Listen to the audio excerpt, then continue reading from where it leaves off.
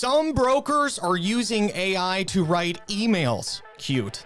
Others are using it to research markets. Cool. The brokers that should be really scaring you, they figured out how to use AI to generate leads, underwrite deals, and close faster than most of us can get a cup of coffee. Today, we've got the guy who taught them how to do it. And by the end of this episode, you'll know the single most valuable way you can use AI in your CRE business starting today. This isn't theory. This is plug and play, and it might just change who wins your next deal. Welcome to Commercially Speaking. 10, 9, 8, 7, 6, 5, 4, 3, 2, 1. Welcome to Commercially Speaking, the only commercial real estate podcast where a former green Arabic linguist turned CRE mogul tries to teach the business to a left-handed theater kid, and somehow it works. I'm Barron, CCIM. And I'm Timmy, Barron, ADHD. Today's episode is special because AI just took another massive leap forward. ChatGPT 5 is here. And our guest has been testing the new features and connecting the dots to what's next for brokers, investors, and the CRE industry. AI strategist, educator, and the guys CRE pros call when they want to go from curious to dangerous with AI.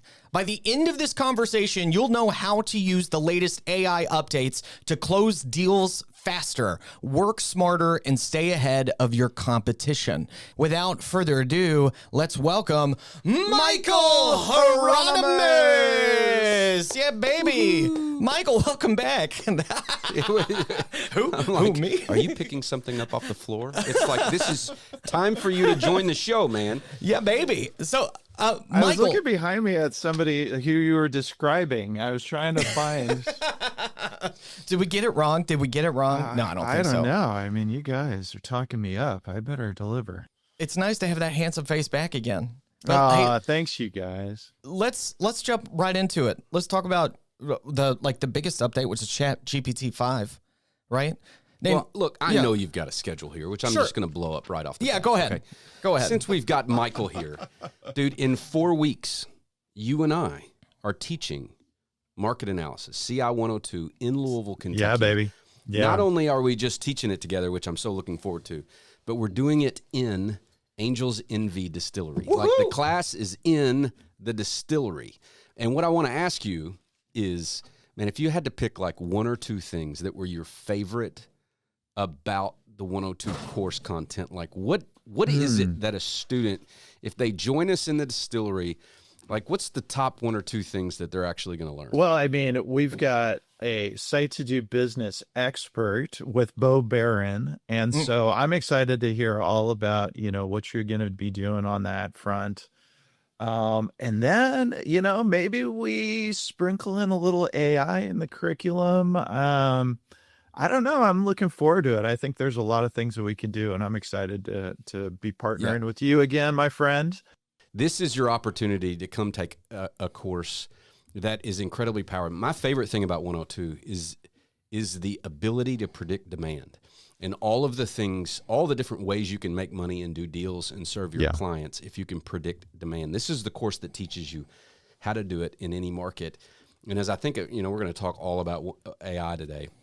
The interesting thing that has been bantered about at the Institute is, like, how do we integrate some AI into our courses? Well, man, this is the course, and it's not just how do we integrate it. It's that everything we do in this course is made faster and better using AI. And, man, that's one of the reasons I'm so excited to teach it with you is this isn't just, man, there's going to be a few AI things. It's everything we do in the class is made better and faster and easier with these AI tools. And so, man, 100%. Yeah. If you're thinking about making money and growing your business, like, come join us in Louisville in 4 weeks, September 8th through 11th at Angel's Envy. All right, commercials. It's going to be off the hook. It's going to be off the hook. But you touched on a very important thing, and I talked about this before. Market analysis is ripe for AI because of the research functionality, and also because AI or large language models at their base are statistical algorithms. We want to understand where we were and try to anticipate where we're going. That's where you make the money, right? Exactly what you're talking about. And AI lends itself so well to that. So I'm excited to sprinkle it in and go above and beyond. And I know you're going to do a fantastic job. I'm super excited about this one. I've never been so excited about a class as this one. Me neither. Well, this is going to be fun. I There's wish I could bar go. in the back of the classroom, man. I wish I could No go. drinking at that, but like as Michael and I are teaching, we're going to see this big Angels Envy bar at the back of the classroom, and That's really cool. it's going to be really cool. That's really cool. I'm jealous. We're covering it right now. So, Michael, ChatGPT 5. Let's go Oh, my into goodness. it. Yeah. Boy, Let me tell you real quick. The day it launched, I saw several videos from creators on YouTube that had early access drop videos and be nearly speechless. But like a week later, yesterday, not all of them, but I saw one come back and say that, oh, we were completely wrong with how amazing it is. So I do want to talk about a little bit of the potential problems, but before we explain those potential issues, let's just jump into the new functionality and like how it's changed from GPT 4.0. Okay. Well, first off, ChatGPT 5, the way, and Sam Altman really shot himself in the foot on this one, because for the past year after ChatGPT 4 came out, it was like ChatGPT 5 is going to knock your socks off. It's going to be AGI, artificial general intelligence, basically as smart as humans. And he was hyping it up for a year and everybody was so excited about it. And then it came out and it was kind of like, it kind of dud, to be honest. And, I've been playing around with it. It's very intelligent. Is it like light years ahead of where we were at? I mean, I haven't found anything that has said, this is unbelievably better than everything else. Is it better? Yes, it's better. The way that they came out with it first, and this is a week ago, which seems like an eternity in AI timelines. But, when they came out with it, it was just ChatGPT 5 and that was it. And people were like, okay, well, first off, where did 4.0 go? And also, which model am I using? There was a little bit of confusion on that. And understandably, there was a lot of backlash. Like, where did all those models go? Well, they've brought those back, obviously. They brought back 4.0 and they brought back the 03 models. And, it's interesting because people have now this attachment, somebody had related it to the movie Her, right?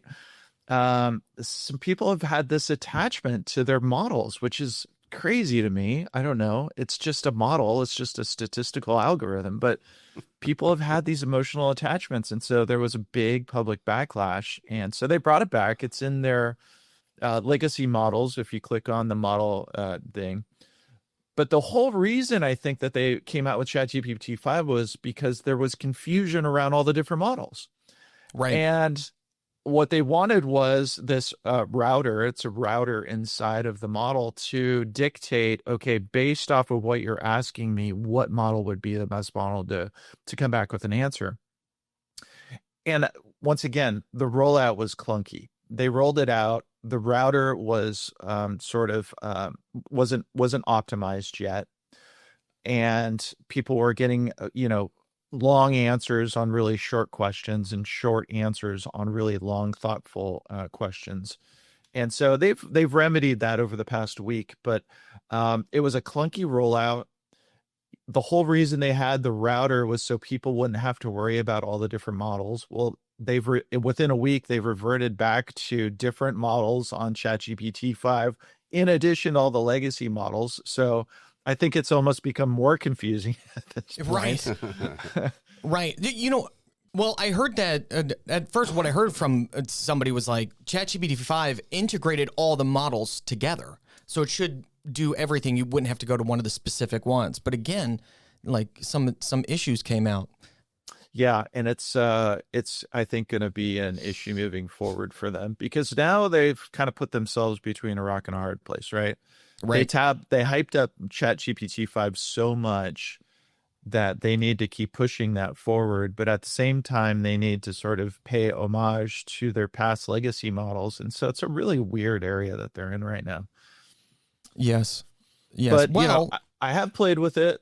It is very smart if you prompt it correctly, and I think that's going to be iterated over time. But, once again, I'm just not like blown my socks off. What I do think is going to be the next key is their agentic AI use, which I think this model is going to be the foundation for, because they want to build all these tools on top of a good model. And I think that's why they wanted to roll out ChatGPT 5, because they're going to start rolling out all these other tools on top of it that need higher context, better latency, all these things. And the other thing is connecting through what are now called MCP servers. I know you're going to want to talk about that in the future, but ChatGPT 5, play around with it. Let me know what you think. I'd love to hear what people are using it for. And if there's any real difference, I mean, once again, it's really smart, but. So for you, you're not seeing that much of a difference. You're not that impressed by what we already had access to. Not personally, no. Yeah, okay. But it's a really smart model, and they're really coming down on the pricing. Now, if you're using API capabilities with it, the pricing's getting better, which is great. But yeah, once again, I think once it's going to be a bedrock for other things that they're going to add onto it. Gotcha. You know what I noticed? What'd you notice? About ChatGPT 5 is the first time I logged in after they rolled it out, it had a different color. Oh. It's like, you know how it's sort of just black and white, very gray scale kind of thing. It's like it had color to it. Yeah. Just for a second. And then when I started using it, it went away. And the colors never come back. I've noticed the writing, because I use it as a writing partner a lot for this podcast, for other things that I do. Noticed the writing was a little bit different than the previous model. And I don't know if I love it or not. Yeah, I don't know if I love it or not, but I talked about this at one point, and I can't remember if I mentioned it on a previous episode with you guys, but the big push is these frontier models. And when we talk about frontier, pushing the boundaries of the models in mathematics, coding, and those sorts of things. For 99.9% of the world. I remember you saying this. They don't care about that stuff. I don't think it matters to me at all. Nobody's doing frontier mathematics in commercial real estate, right? We're using the old, cash on cash returns and IRRs. We're not doing frontier mathematics. And so for a lot of this, the models don't really matter that much. It's the tone. Do they get the job done? Am I getting consistent results? And I think that's why there was that backlash between 4.0, because people had finally kind of gotten used to it, right? They were comfortable with it. It's like a partner. And so all of a sudden they ripped the rug out from underneath people, and people were, kind of PO'd. Yeah. Well, if we're done bashing GPT-5, sure. I really want to learn about this MCP server thing. Is that next? Is this with we're talking about Claude next? Is that right? Yeah. Yeah. Well, Claude. You didn't say show me some skin. I was disappointed. Hey, Michael, show us some skin. You don't want to see any more than this. I promise you. Well, I mean, like Claude.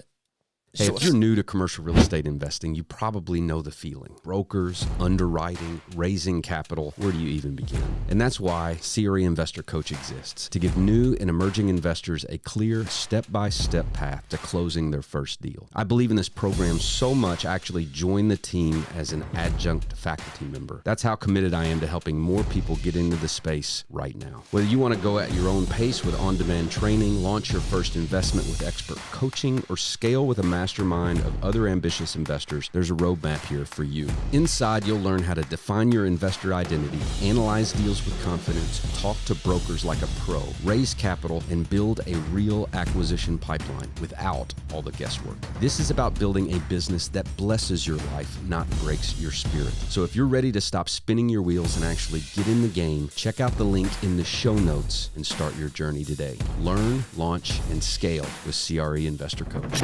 This episode is also brought to you by Site to Do Business, commercial real estate's most advanced toolkit, providing commercial real estate professionals like me with premier data, mapping, and marketing tools to win business and revolutionize decision-making. Visit stdb.com to learn more. I am hearing about these MCP servers, and I totally don't understand what that means. What does MCP stand for in the first place? I'm here for you, brother. I'm here for you.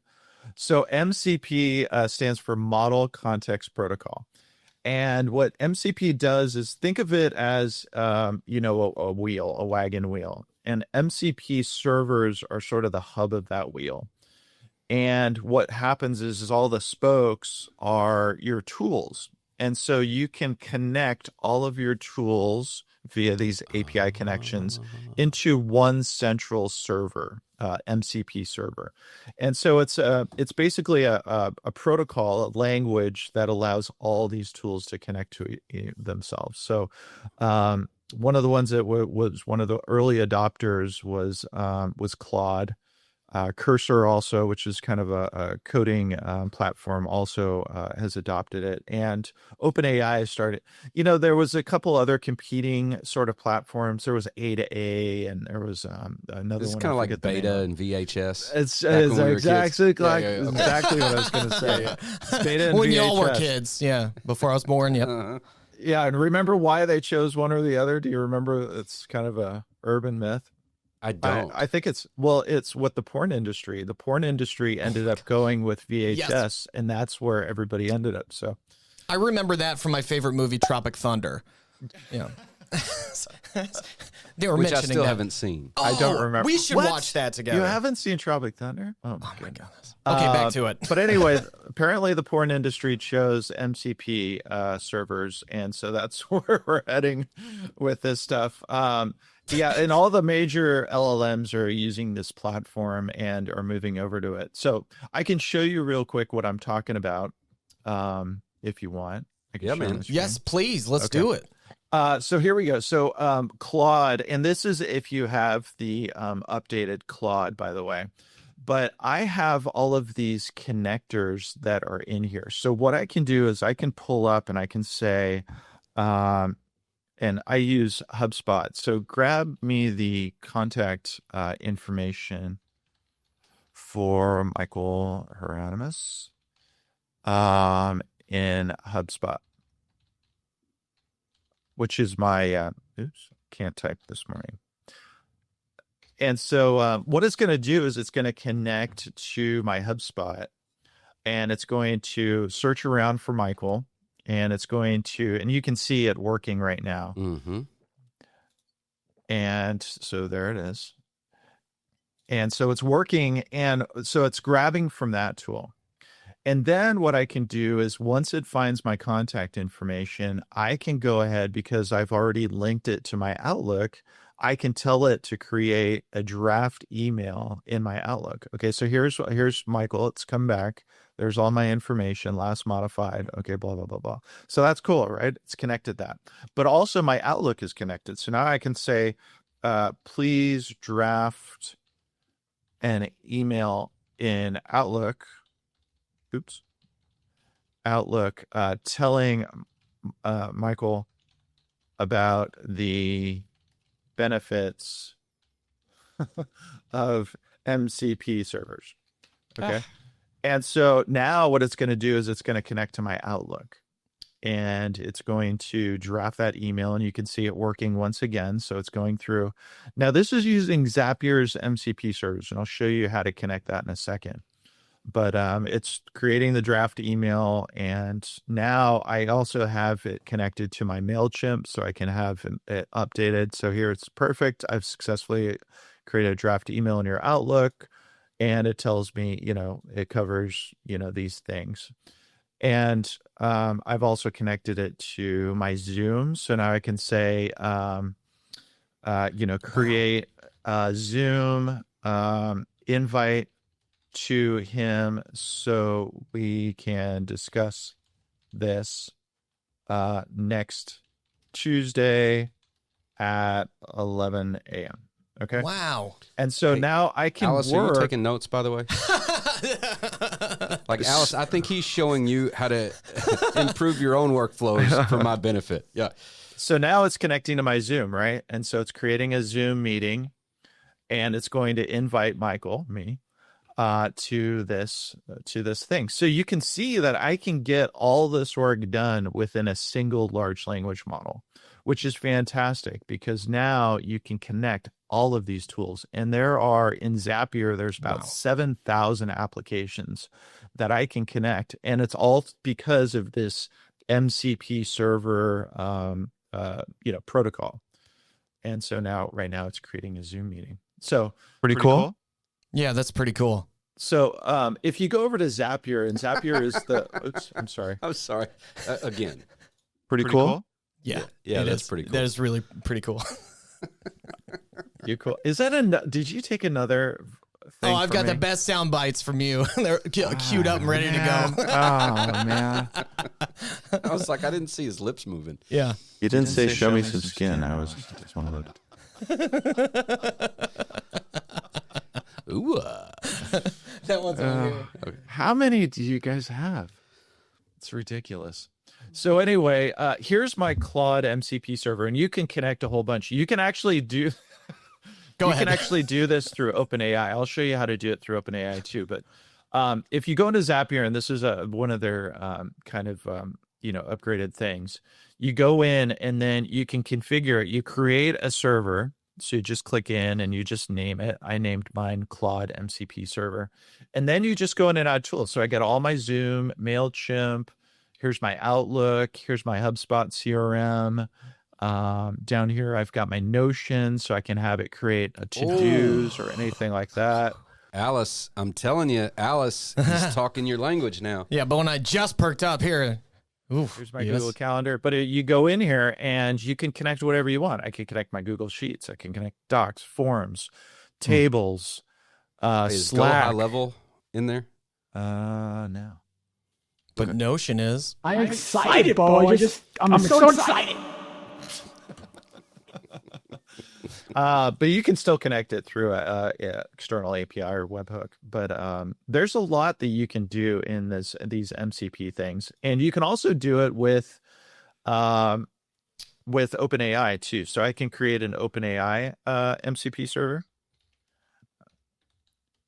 and I can just go down, click on OpenAI, and create a server, and go in here and.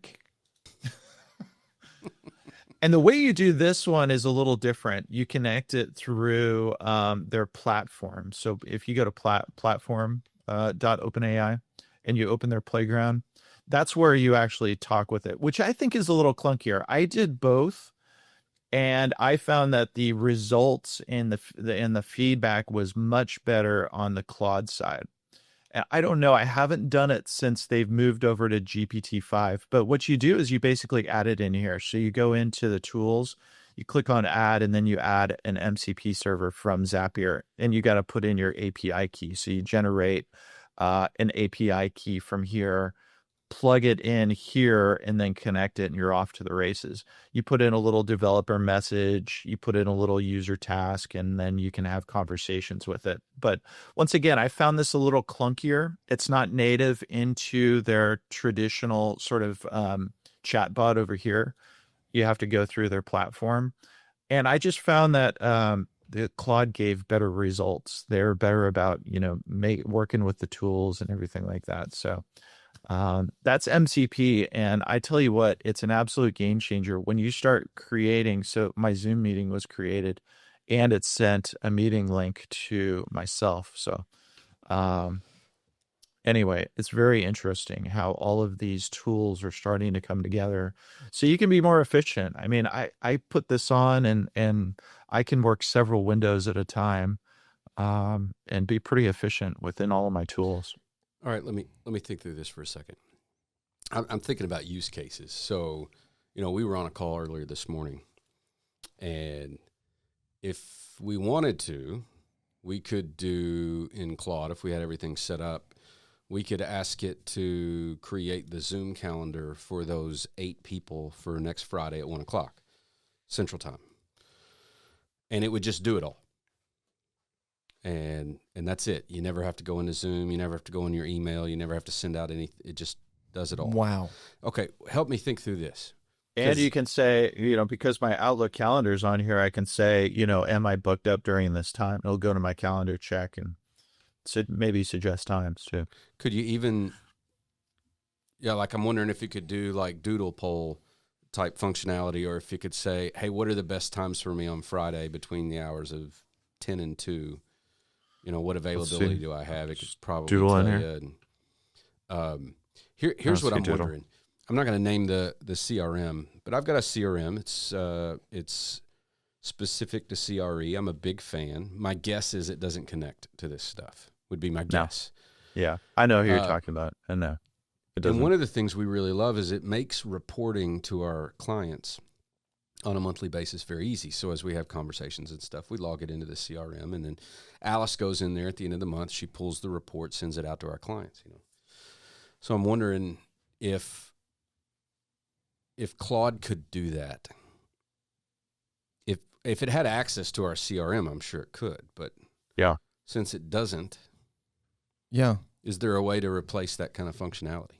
Well, wouldn't it be up to that company to make itself available to the MCP servers? Yeah, to Zapier, because Zapier is the one that is the server. So Zapier put together these servers. So it would be Zapier Make, right? Make could do the same thing. Make can connect. I don't know. Make doesn't currently have MCP servers, to my knowledge. Okay. Well, you can create agents within them. N8N is really great about creating agents within them as well that can have similar functionality, because you can connect all these tools together. So there are ways to do it externally. And then because a lot of those companies, like what you're talking about, they do have APIs. They just don't make them either publicly available, or they don't connect natively to these tools. But you still can connect them in there through an API key if they've got kind of full stack API.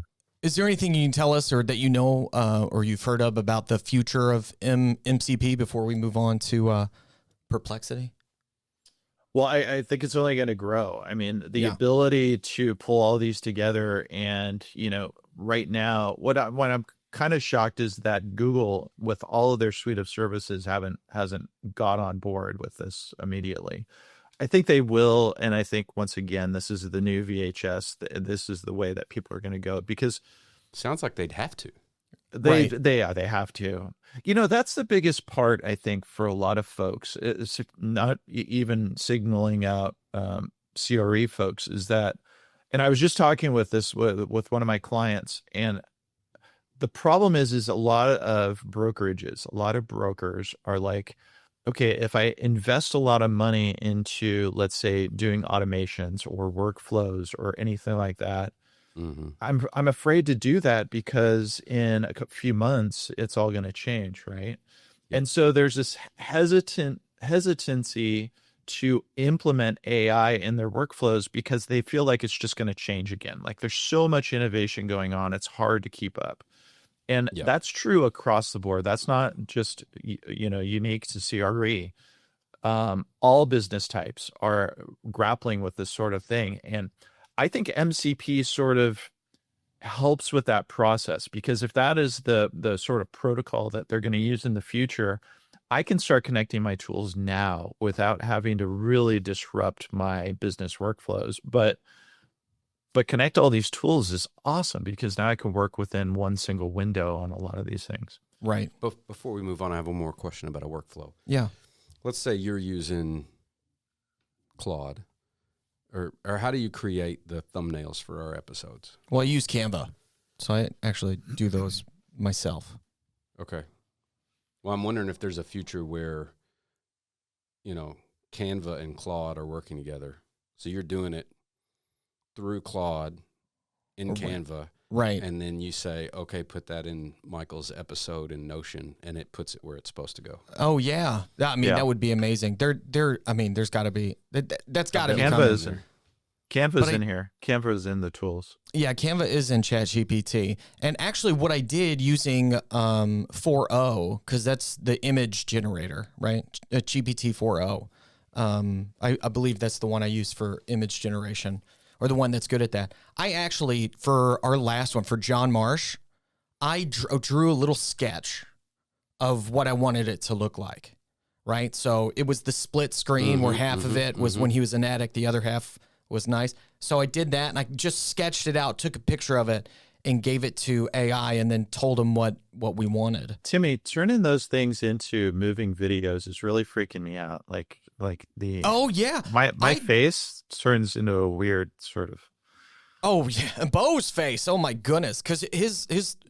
So that was the TikTok just gives you that option when you're doing a story, like, do you want to turn it? And then Grok right now, it's got Imagine. So this is a detour from what we're actually talking about. But if you go into Grok and you click Imagine, it'll take any photo and turn it into a video. It's pretty cool. It will take any prompt and do that. That's extremely cool. I'm having so much fun with that. Well, let's move to Perplexity's new Comet browser. Yeah. Right, which will, I think, with this, and you tell me if I'm wrong, we're talking real-time CRE market research capabilities mainly with this, or more. But yeah, let's go to Perplexity if you're ready. More. You're ready. Let's transition. Hey, you're the boss. I'm just here. Well, look, I just saw this thing come up because I use Perplexity a lot. So all of a sudden, there's this new browser, and I'm seeing about what it can do, and I'm like, ooh, cool. Here's my thought process. I was like, oh, this is cool. And then I was like, I don't want to figure out how to use any of this. Huh. Like, I don't want to get in and trial and error and figure this stuff out. My next thought was, Michael will show me. Michael, show us. So Michael will show me. So Michael, tell us about this thing and show me, dang it, how to do it. Yeah. Oh my goodness. You guys. Or should I even? Yeah. Should you even? Mm-hmm. Yeah, you should. I think you should. All right. Well, let me switch over here. We're going to have to put you on a soundbite quota, I think. Yeah, okay. Yeah, I know. Seriously, you guys. Killing me. Say what again? Woo! So here's Perplexity Comet. And I'm not sure if it's released. I got early access. I got added to the waiting list. And I got, I started playing around with it a little bit.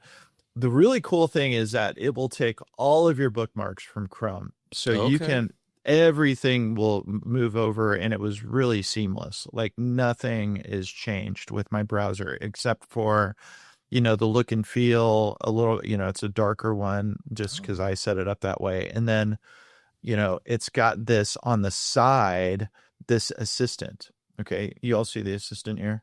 Mm-hmm. And so the assistant is really what makes this one unique, in that I can be in here, and I was just playing around with it a little bit too. So I was on this Notion and then asked it about BLS data, right? And so I asked it to go and grab, so I said, find me the latest BLS unemployment statistics for the Portland metro area. And it went out and grabbed that all while I was in the browser. But then what I can also say, because I'm on the Notion page, I can say,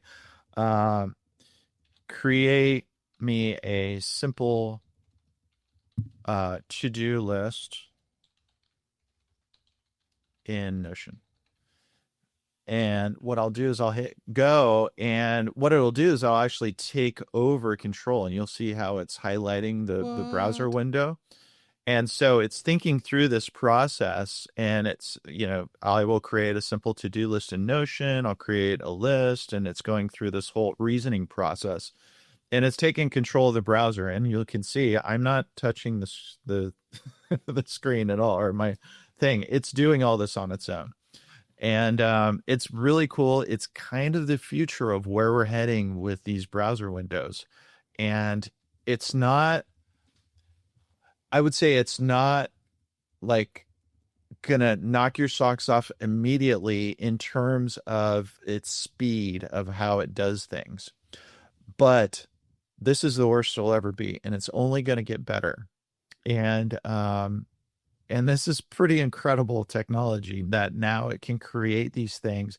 But what the cool thing is, now I can go into another browser window, right? While it's working on this, I can go over here and I can work on, something else, right? Mm-hmm.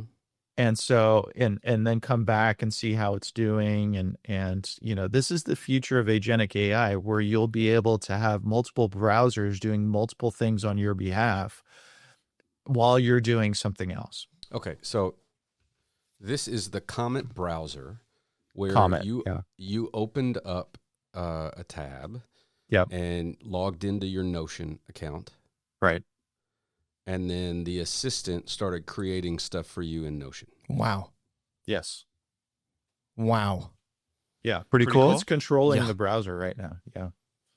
Alice, so do once you think again- that would be helpful to you? I'd say yes. I think so too. Yeah. Yeah.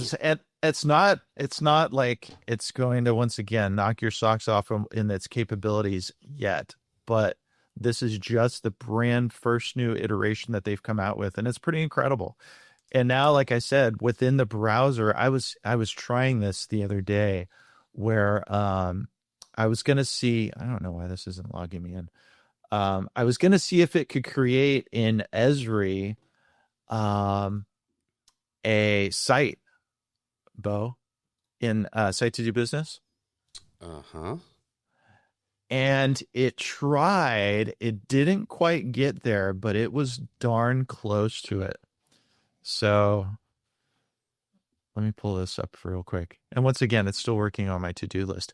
It's not fast yet.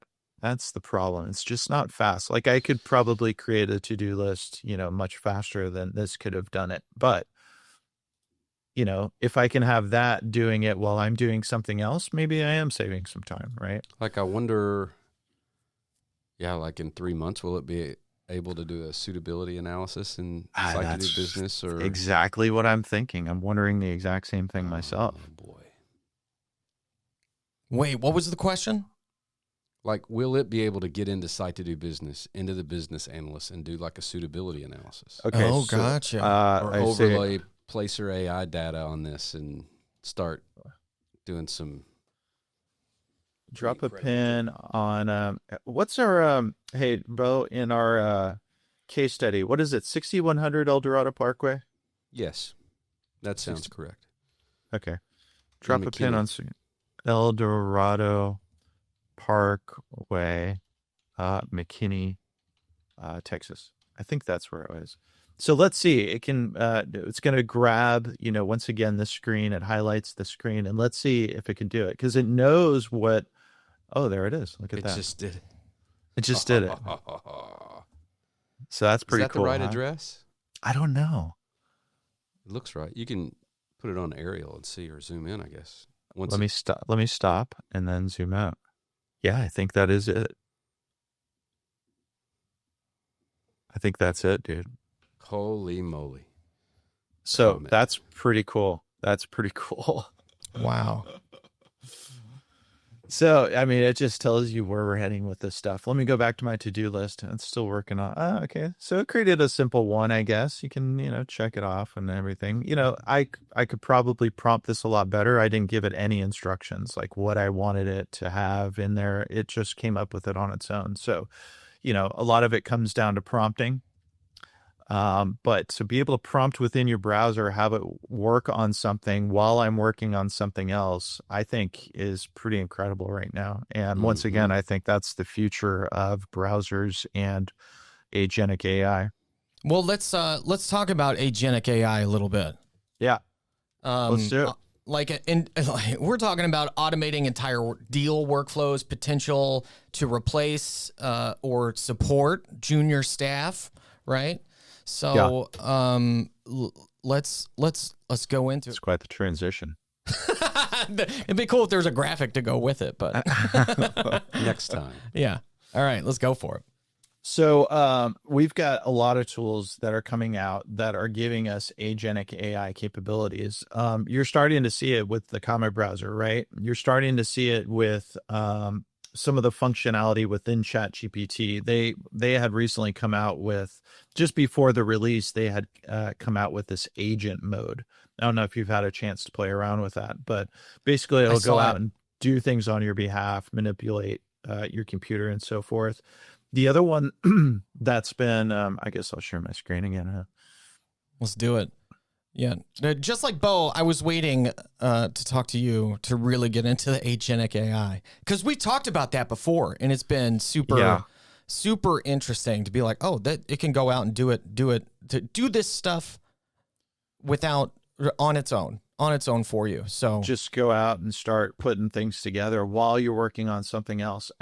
And that's the new workflow, at least for me. And I think a lot of the folks that I've talked to recently is that you can have all these things working while you're doing something else, just like I was talking about with the Comet AI. But I can also have multiple agents doing different things. And I'll have over here, I'll have my Claude doing those MCP server stuff, right? And updating some of that while I am having ChatGPT do something else, while I'm having Gemini do some market research for me. This is where you can really 10x your productivity, because now I can have all these things doing something for me. And then I can grab that information, drop it into another, large language model, and keep the flow going. There's other ones now that have come out too. I don't know if you've had a chance to play around with Manus, but Manus is one that's really started to come out and be really good. So Manus is this agentic AI server, essentially, that will go out and do a whole bunch of things for you while you're working on something else. So I can have it go to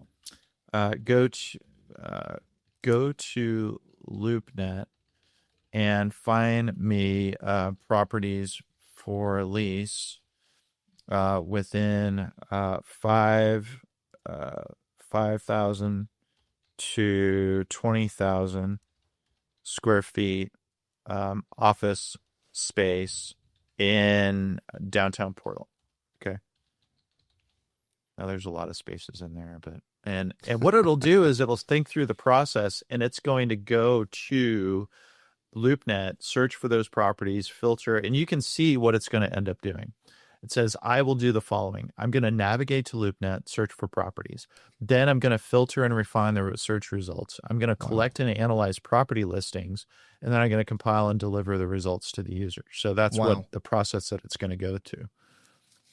And so, once again, this isn't like this isn't the fastest process, but if I'm doing something else, like I can come back to this at some point, and I'm working on something else and then come back to it, 10, 20 minutes later, I could have, I'm doing two things simultaneously. I've got my agentic intern doing some research for me while I'm doing some other research, or I'm working on other workflows.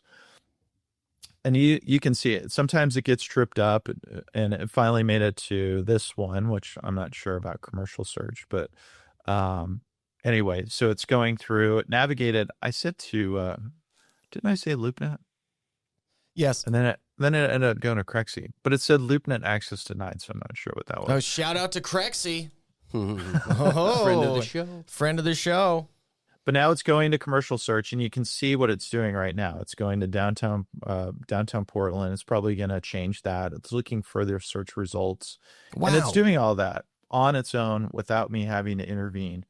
And that is what kind of the ChatGPT 5 agent does too. And so I can come over here, have this one do something while I'm working in my, within my CRM system in Claude, or working on something else, writing on my own. And once again, this just, it's like having a whole bunch of, interns working for you. And right. Me working by myself, or having a whole bunch of Alice's, right. I can have clone Alice. Clone Alice, yeah. I mean, nobody can clone Alice, of course, but Well, you can try to clone her. You just can't have her. Yeah. No. but anyway, that's sort of where we're heading with this agentic AI, and it's the worst it's ever going to be, but it's getting better. Each iteration gets better as these models get better trained. They've gone through these iterative processes, and anyway, you can see. Can you show us how we would do that with OpenAI or ChatGPT? Yeah, you can come over here and let's say put together a dashboard for employment and population statistics for Austin. Let's just say Austin, Texas. And this isn't a very good prompt. I would probably want to think through the prompt a little better to tell it exactly what it is, but for the sake of time, I'll just show you what. And so it's gonna see what GPT-5 can do. It's thinking through the process, and once again, this is the whole reasoning. It's reasoning with itself, so it's going back and forth, searching the web right now, and so this is within the browser tab, doing something very similar to Manus. So this one doesn't actually take over your browser, but it does go into and creates its own browser to figure all this stuff out. Wow. And so you can see how it's going through and doing all this autonomously.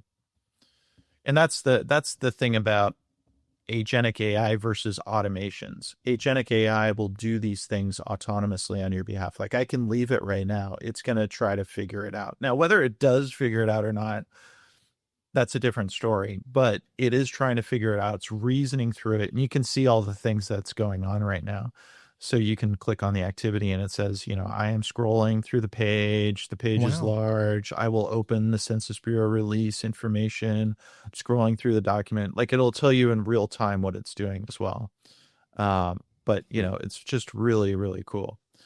But that's different from automations. And that's a clear definition of the two. The agentic AI is doing these things autonomously. Automations are workflows that happen from a specific trigger.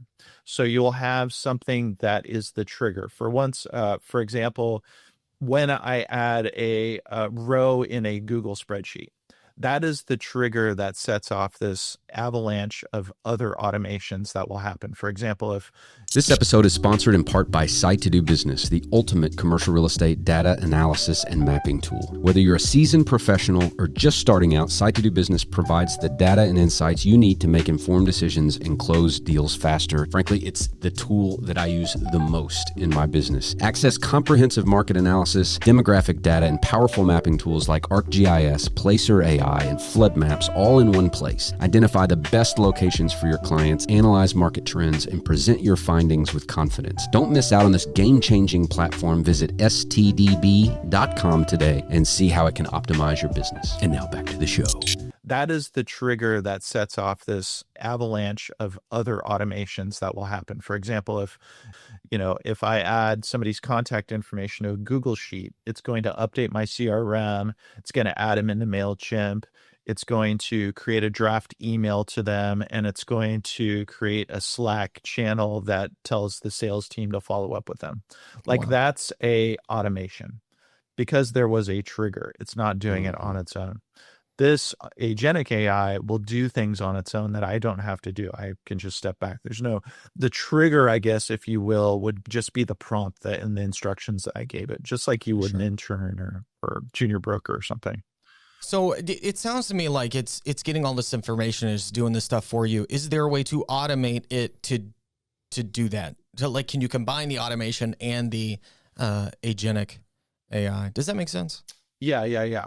So, can I have it do this on a Tuesday at 5 p.m. for me? Is that what you're asking? Yes, or 3 p.m. would probably be better. But okay, yes, 3 p.m. I know you like to go out. Yes.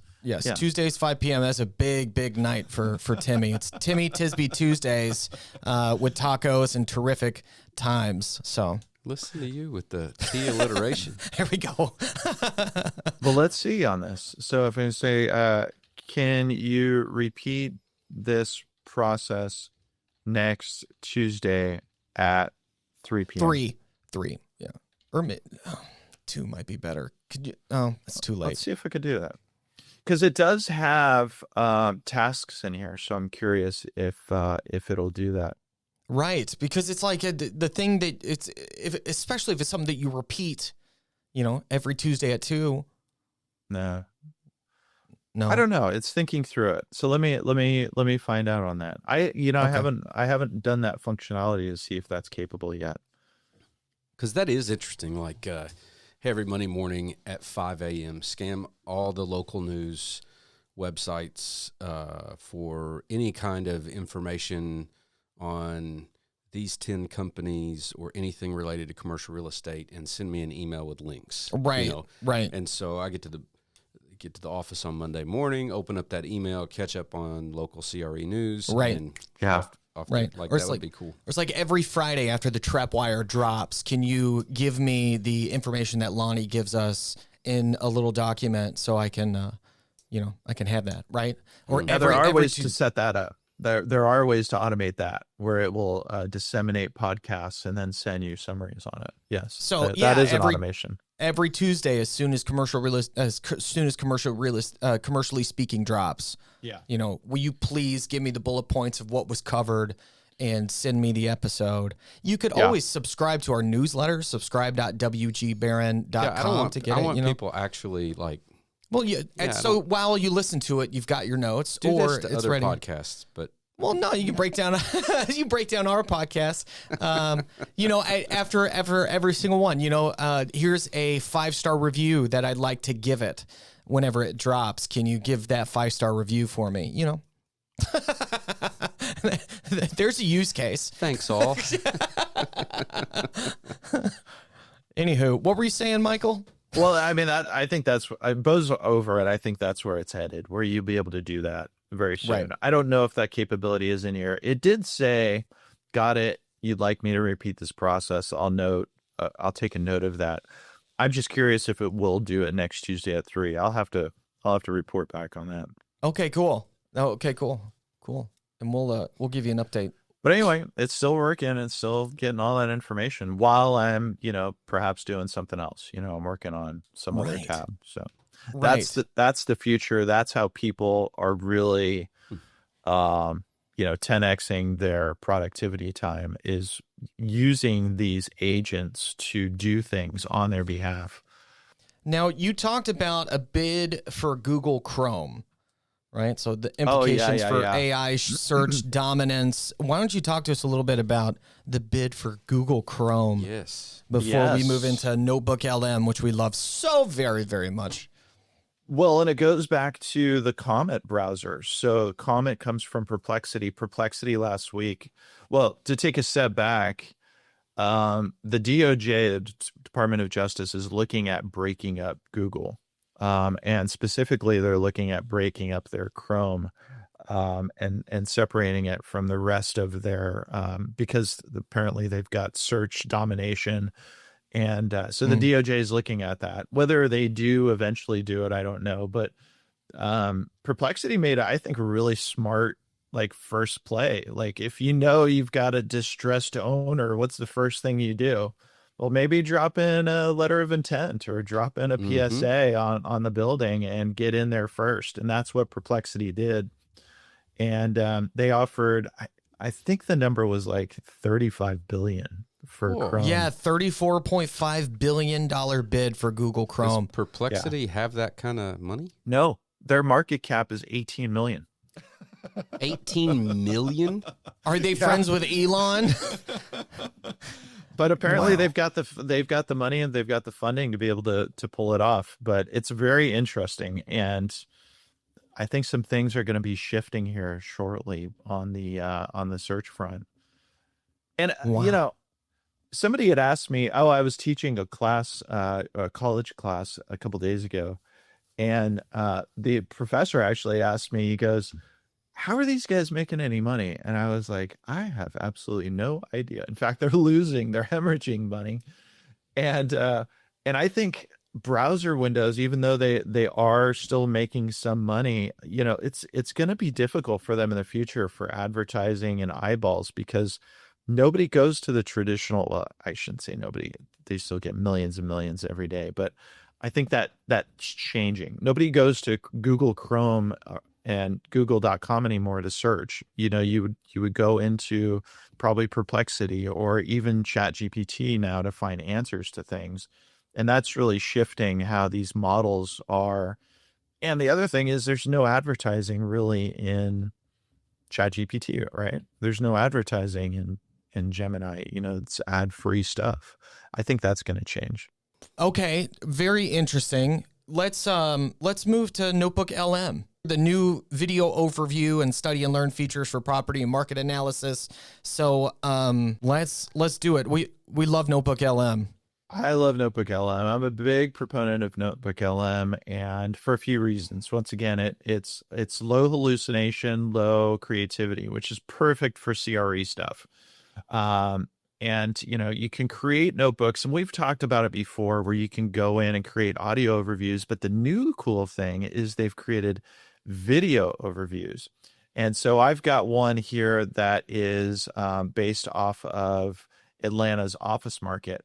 And so it created this on its own. I didn't do anything, but it also is visual along with the audio. So it's slightly different. The audio overview gives you like a podcast, right? There's two people talking. There's a man and a woman, and they'll talk about, the content in there. And you can call in, And you can call in, which is awesome. It's crazy.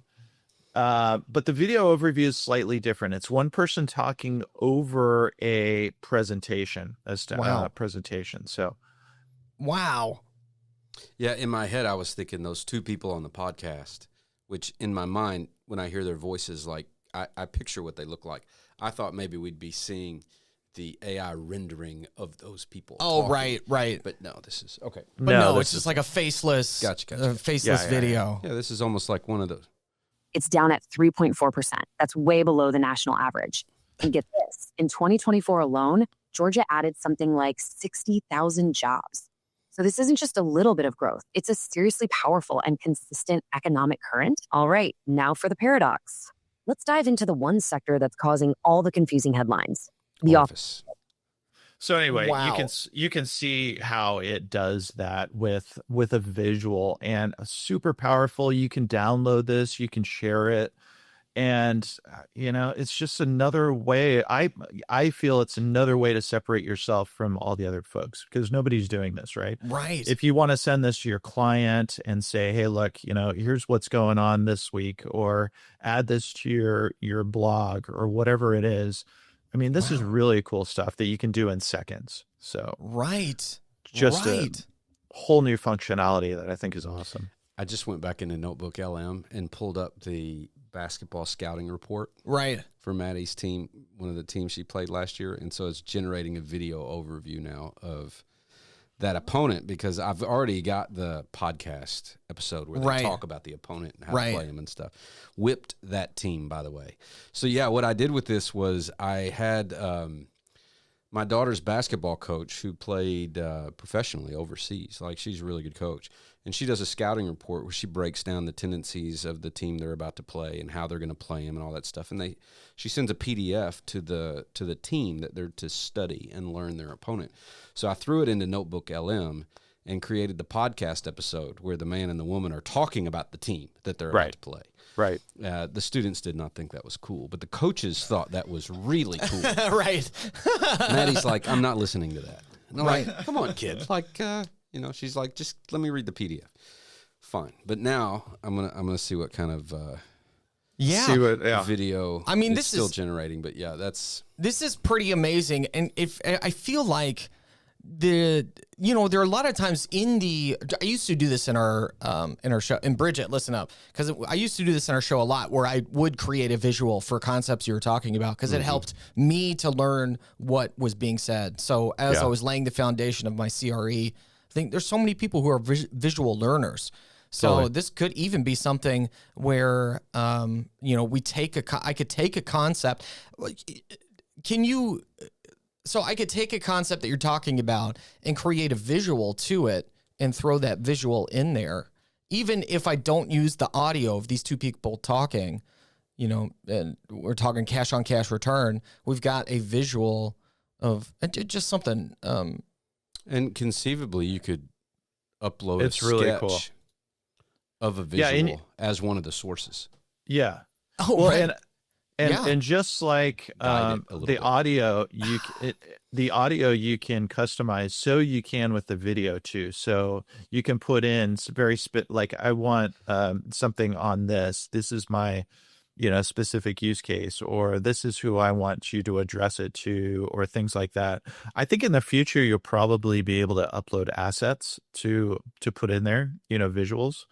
That's probably going to be coming at some point, but Wow, it's very cool. This is fascinating. So if I'm a broker and I'm meeting with a client and we're talking about a particular property, you know, what I know about NotebookLM is you take sources and you put it in there, right? So Yeah. maybe it's a 1-page information piece that I've created for the client, throw it in here, have it generate a video overview. I mean, I tell you what, if this 100%. if making a video works in the way it did when I was in high school and college, where I would take whatever assignment where we present it in front of a class, if I just turned it into a video, which I did as many times as I could, I always got an A+. Always got an A+, even if it wasn't exactly the assignment. It was I made a video for it, and they were like, "Oh my goodness, he went above and beyond." Yeah. And I was like, "Well, I was just trying to avoid what we were supposed to do, really." But there's something about a video when you present a video in front of somebody, they're you know, be like, "Oh, I agree. Sure, yeah." It's the lights in action. Mm-hmm. Yeah. So the study and learn feature. Yeah. Let's talk about that. I was talking about that too, because I have a college age son, and I have another son who's going into he's a senior in high school, and you know, they're starting to use AI, but you know what I've heard, and anecdotally too, kids are using it to just get the answers, right? And that's kind of making them dumber. And Right. anecdotally, you know, we've seen it, Bo, at the institute level, CCIM. We've got a higher failure rate than we used to have in the past. Yep. And I don't know for sure, but this is my hypothesis, is that students are using it to pass the individual exams, like 101, courses. 102 courses, because they're at home. They can use AI to do it. But then when they go and take the national exam in person, they don't have that crutch. So there's been a real pushback from educators on using AI, because once again, they don't want them to give them the answer. They want them to think through the process. And so AI has sort of addressed that in ChatGPT from their what's called Study and Learn. If you go here on the plus and go down to Study and Learn, that's where it will, you know, help me with my homework. You can upload maybe a PDF and say, you know, help explain this topic to me, or maybe create a practice quiz, those sorts of things. And it's much better than just giving you the answer. So if you've got kids and you want them to use AI and the functionality, but you don't want them to get dumber. Right. I would say use this. Right on the heels of this came out about a couple weeks ago. On the heels of this came Gemini's doing the exact same thing. So let me go over here. Yeah, so Gemini, if you click on these little 3 buttons here, you go in there and they've got guided learning. So if you click on the guided learning, it does something very similar to that. And you'll see a little bookmark here. And that goes through, once again, the method of not giving them the answer, but stepping them through the process of exploration. And, Okay, well, let's test this out. Okay. Have it help us learn the discography of the Black Crowes, who I just saw in concert last Friday. Thanks, no. Derek. That was awesome. We're either going to lose everybody now, or everyone's going to be super into this. Michael, I had a guy, listener of the show, he called me up last Thursday, and he says, Hey, I'm the guitar tech for the Black Crowes. I'm in commercial real estate, just got into it. Big fan of the show. We're playing in Louisville. Do you want to come to the show tomorrow night? What? That's amazing. And I was Come like, on. yeah. Yeah. So I get to go backstage. I Yeah. got to see all their guitars. I got a bunch of Black Crow pics. Bo sent me a selfie from the stage with Oh, it the was so audience cool. behind him, which is really cool. It was so cool. You know, Dude, speaking of that, somebody You're got living somebody. the best life. Yeah. Speaking of that, top producer Todd Humphreys got a call from somebody in Joe. Florida. Yeah. Joe from Florida. Joe from Florida about a property here. And what did he say? He was like, I can't believe I'm talking to top producer Todd Humphreys. Yeah. You know? Oh my That was God. so cool. Yeah. Very cool. That's very cool. Very cool. All right, let's see what it says here. Yeah. So anyway, it's going through the process, and so now it's going to create a quiz. Okay, so here you go, Bo. You ready?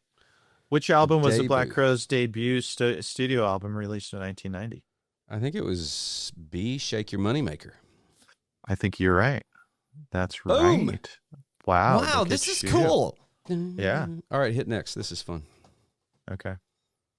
Maybe All right. just one or The two album more. that Okay. reached number 1 on the Billboard 200 chart in 1992 was Also Shake Your Moneymaker. also Shake Your Moneymaker. No, sorry about that. that. was 90, Southern Harm. probably. Yeah. That was the one with Sorry. Remedy on it. Oh, yeah. They play that. Heck yeah, man. That was the end of the show. Which two Black Crowes albums were released in the 90s after Amorica? Go with A. I don't really know. Okay. No, it was B. So anyway, Um, you can see how you can do this, and you can Yeah. learn anything that you want. Create a quiz, tell it to, go through the process of explaining things, so forth. How would you set it up to do a pop quiz for me? Ooh, Right? yeah. So what would you type in there? Let's do Well, it. let's go back over to ChatGPT here. So I would say let's create a pop quiz for Timmy from the Commercially Speaking podcast Nice. on let's say on Agentic AI and what else? And commercial real estate. Okay, let's see what it does here. Nice. I think I know what's coming. Bo, why don't you ask me? Hey, do you want to do a pop quiz? Yeah! All right, pop quiz. All right. All right, sweet. Sweet. right. All right, you can share that screen again. Oh man. Yeah. All right, I'm going back in. I'm going All right, back cool. in. Okay. Number 1. Which of the following best describes agentic AI in CRE context? A, an AI that just answers questions when asked. B, an AI that takes initiative, executes multiple step tasks, and adapts to changes without constant human prompts. C, a real estate agent who is also a robot. Or D, an AI that only works during market hours.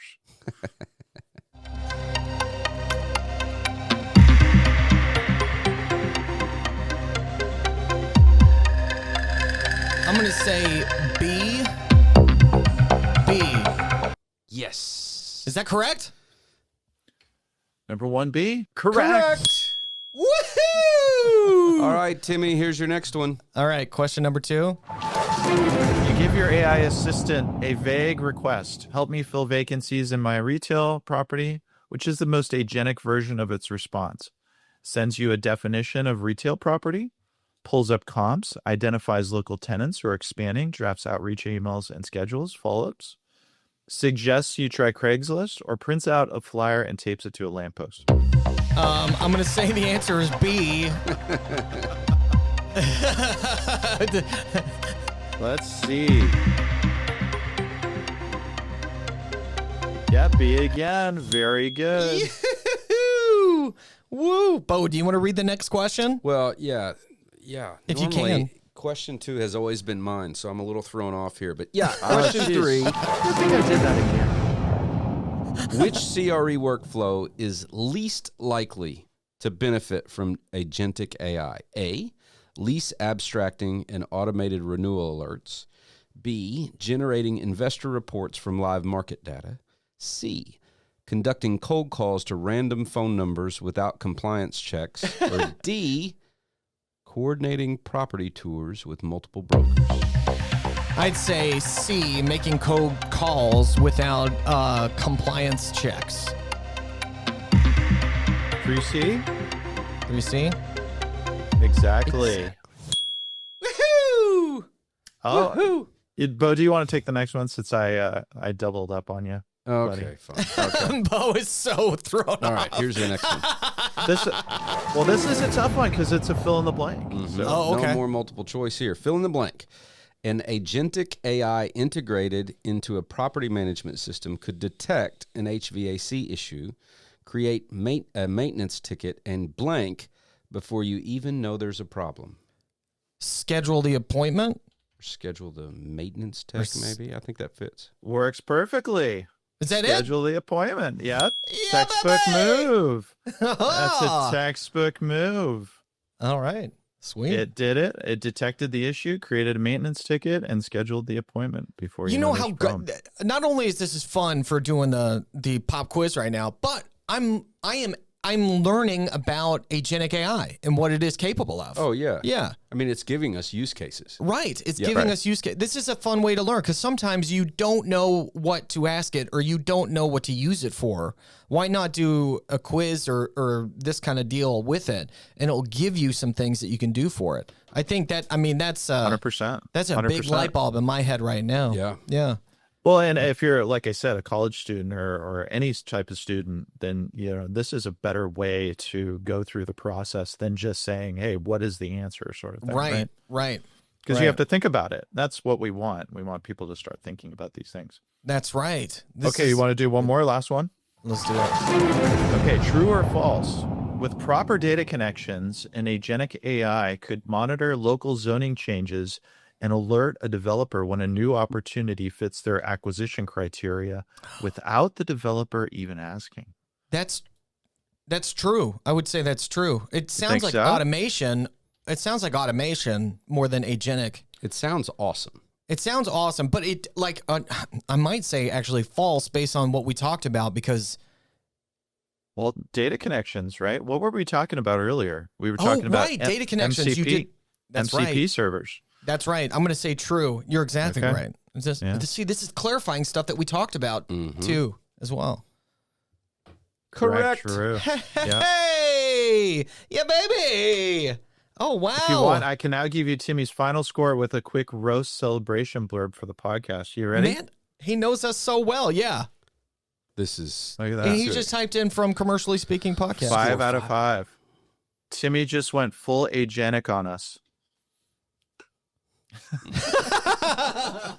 5 for 5. Not only does he know what agentic AI is, he could probably deploy one to run his fantasy football league and still have time to underwrite a 200,000 square foot shopping center. Watch out, folks. This man's AI might start doing the podcast intros next week. Oh. It does know you, It does know me. except for the fantasy football part. Right, that's It doesn't true. know everything about It it. doesn't know everything about me. But that's the cool part, because what I did in the beginning was I said, create it for Timmy from Commercially Speaking. So it'll Right. actually go into the internet, find you and your podcast, and then create something that is, specific to you. Yeah. Right, and it knows about our intro, how we're doing our intros now, the past 10 episodes or whatever, and, Right, and outros, right. of course, pop quest. That's incredible. Yeah, That's crazy.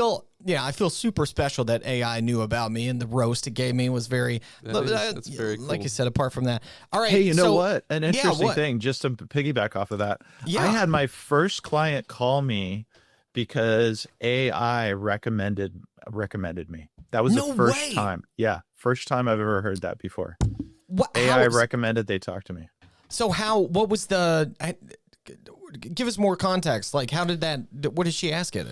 I don't know what he was doing, but it was something along the lines of, I'm looking for somebody who does automations in commercial real estate, I think was what he had put in. And he said, well, who should I talk to about that? And I was the first one that popped up from the AI from ChatGPT, which I hadn't heard of that before at all. I was mind blowing.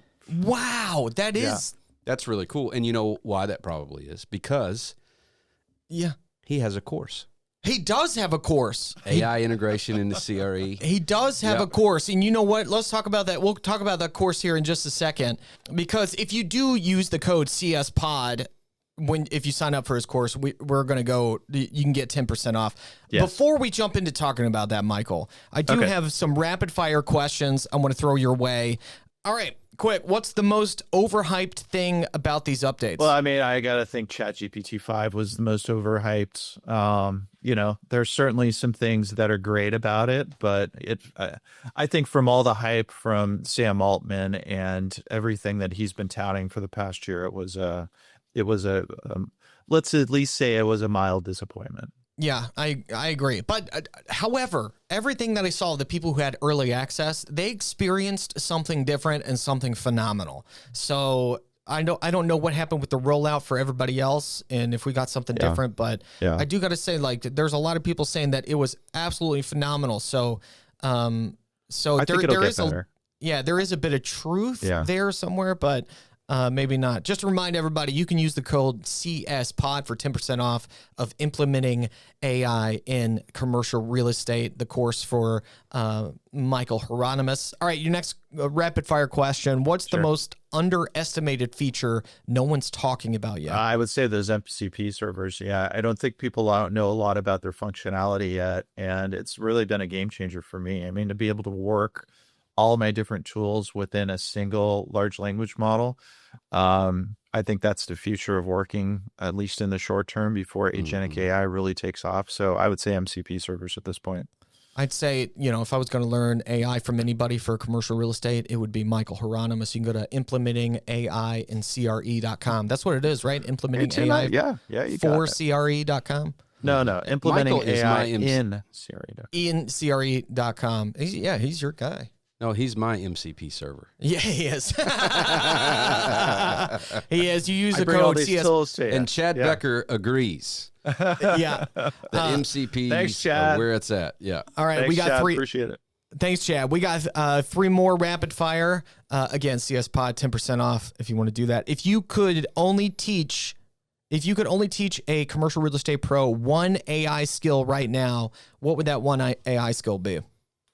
Prompting for sure. Prompting.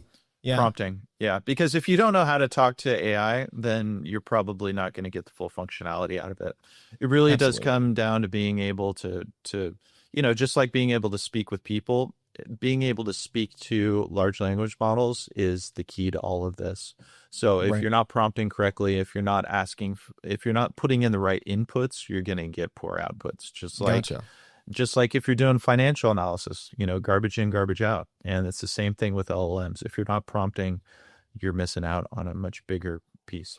And I was not doing a very good example because in the sake of time, but sure. But I'm sure that if they went to implementing AI in CRE.com, they'd be able to get we teach about all of that. And the interesting part is, prompting for regular models is different than prompting for reasoning models, which is different from prompting for image models, which is different from prompting for video models. There's just different techniques for each of them, and it's so there are strategies. Michael, have you watched the show Justified? No, I don't think so. Oh, have you? No. What? No. No. Wait. You can't say that after you haven't watched Tropic Thunder, dude. I have not seen Justified. I had a great analogy. Oh, yeah, that's right. You're right. The All Man was Michael. what I was about to share with you now has nowhere to go. Oh, okay. Right. So I was kind of bummed. Right. But there's this character on Justified named Dewey Crow. Grew up in Appalachia. Did I say that right? Appalachia? Once? Yeah, I think so. And James Milner can let us know if we said that right. He doesn't know how to talk to people is the thing. Getting back to, just like if you can communicate with people, you can often have great outcomes. And he's more like, If you hey, learn how to how you doing? Can you show me how to get down there on the right But side the of dude's the a liquor right there? mess. And I mean, it's not even that clear. Oh, wow. Yeah. I mean, it is full on I'm on hillbilly. in here. He can't be not down there in the mountain about being good. No, my baby. I mean, so anyway, that's a great show, you two. Justified. Okay. I mean, All it's right. really, really I'll good. check it out. Elwood, forget who the author of the book series was. It's worth it. The dialogue is brilliant. Oh, I love it. I love good writing. Yeah. Love good dialogue. All right. Next question. Which of these tools will be table stakes in 12 months? Which one of these are we going to, is just going to go out into the ether in 12 months? Like not be there anymore? I'm sorry, Yeah, I'm just like not be relevant or just be. I think traditional browsers are probably not going to be around anymore. Yeah. I would say Table stakes. I'm sorry. Oh, yeah. Complete your thought. But table stakes refer to the minimum offering that is acceptable to compete in the market. Yes. Yeah. That's the idea. Yeah. Like, Right. which one of these So is which just is going to be the- so basic, foundational, Oh, like I an see what you're airbag, saying. like an airbag. Like you'd never buy a car because it has an airbag. Got it. Right, Got right. You might not like. You probably wouldn't buy a car if it didn't have an airbag. Right, you know? right. Like Yeah. table stakes. Yeah. Yep. Boy, that's a tough one. I mean, with the advent of agentic AI, I mean, I think that's going to be the next workflow productivity tool that's probably going to be, across the board. I think everybody's going to use it at some point, just like they would a browser in a window in, you see it with Comet, right? And once again, that's the worst Right. it's going to be. It's only going to get better. It's only going to get faster. And I think that's going to be how people work from in the next, 12 months, 12, 18 months. Great. Okay. Final question here. How do you decide which new tool is worth your time? Yeah. That's a good one. Because I get all of these, right? And I have to Right. kind of sift through them. The ones that I tend to kind of shun off to the side are the ones that really don't have any implications for commercial real estate. Like there's a lot on image generation and video generation, and some of it's cool and some of it's applicable, but at some point, do I care about how many pixels, and how fast the refresh rate is on those things? Not really. I'm more concerned about like, how can I use it? How can I make money with it? So a lot of those kind of tools I just kind of shun to the side, but. Well, everyone say hi to CRE's guy for everything AI. There we go. There we go. and this is exactly why we love having you on, and we're gonna have you on much more as these things thanks, you ramp up. guys. Keep going. If you want to learn from Michael Hironimus implementing AI in CRE.com, use CSPOD for 10% off. Michael, this has been gold. You've taken what could have been a tech buzzword fest and turned it into actual plays our audience can run this week. And if you're watching this and thinking, I'll get to AI later, later might be too late. In fact, it will be. Here's your challenge. For the next 7 days, spend just 15 minutes a day using one AI tool Michael mentioned. Don't try them all, just one, and apply it directly to your business. If it's AI for prospecting, run it on your next lead list. If it's AI for underwriting, feed it your last deal and see what it catches that you didn't. If you need a little guidance to get this going, of course, you can take the course with Michael Hironimus. But I have also created a downloadable PDF, nice and simple, to help you with a 7-day AI challenge that we will include in our next newsletter. You can download it and it will help you with, here's an example, here's a prompt for that example, so you can just practice 15 minutes a day for 7 days, because there's a lot of people out there that have not even touched this yet. And so to receive that, make sure you sign up for our newsletter, which is subscribe.wgbarron.com. Then email us or tag us on social with your results, good, bad, or hilarious, and we'll share our favorites on the next episode. Remember, it's not about knowing AI exists. It's about using it before your competition does. Yes, big thanks to our sponsor, Superpowers, the platform that helps you find, hire, and train a world-class virtual executive assistant for your business, just like we have Alice. So to get yours, go to superpowershq.com/commercially speaking. And if you want to go deeper into AI for CRE, check out Michael's courses at implementingaincre.com. Listeners of the show get 10% off with the code CSPOD. Michael, tell us just a bit about what people can expect from the course and where else people can follow you online. Oh, thanks, you guys. I'm on LinkedIn. I'm on Twitter or X. So you can just type in my name. I'm sure you'll find me.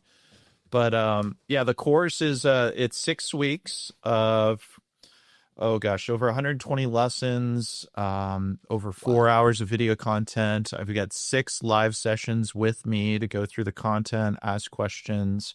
We go into, prompting techniques. We go into introduction to LLMs. We go into market analysis, financial analysis.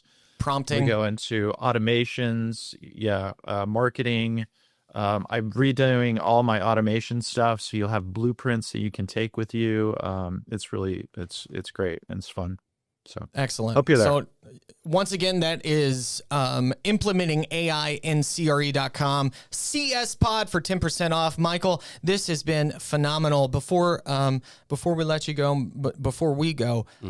Barbara Corcoran, it's me again. We just had Michael Hironimus on talking about AI tools that could literally give you back hours of your life every week. Imagine what you could do with those extra hours. Let's make it happen, Barbara. Let's make it happen. We want you on the show.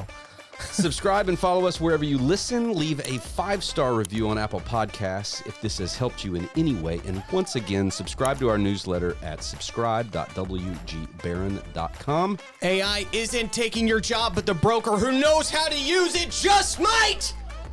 See you next time, Michael. Thanks again. See you, brother. Yep. Thank you so much. Love you, brother. Love you, brother. Bye, Alice. Bye, Alice. Bye-bye. Bye, Bridget. Oh, we got it. Yeah. Bye, Bridget. Yay!